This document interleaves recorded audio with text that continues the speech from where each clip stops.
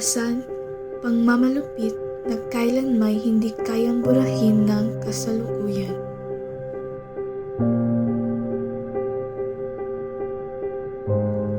Ako si Rosa at ito ang aking kwento.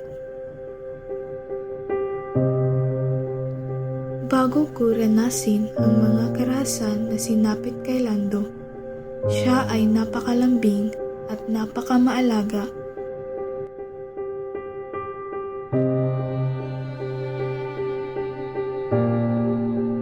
Subalit ito ay nagiba nung kami ay ikinasal na. Dating masayang pagsasama ay napalitan ng pagdurusa. Dating mga rosas ay napalitan ng mga pasa at pananakit.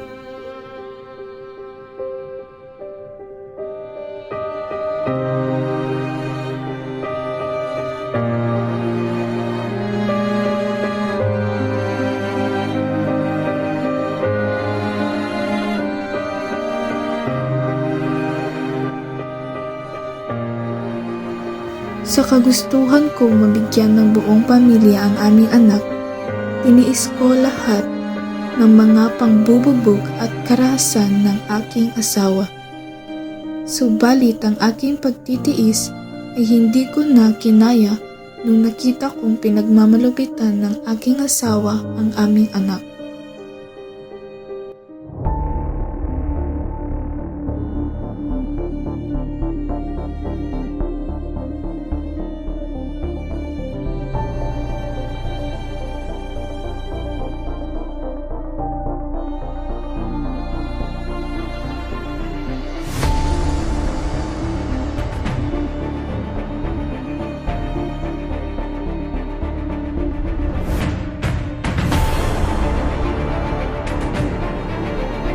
Hindi ko kayang makitang sinasaktan ng aking asawa ang aming anak, kaya't inipon ko ang aking lakas ng loob upang kumprontahin siya kahit na ito ay ikakasira ng aming pamilya.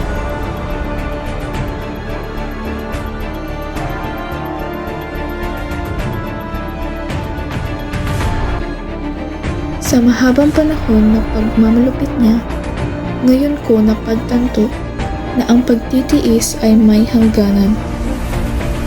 Ang mga pangakong binitawan niya noon ay napakaiba sa mga dinanas ko ngayon.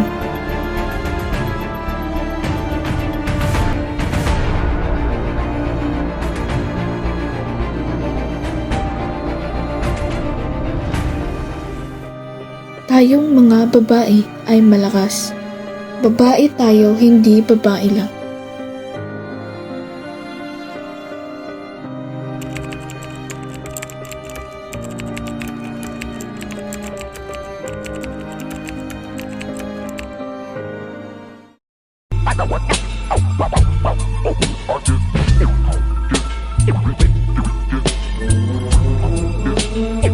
Can we talk about us like we care about us?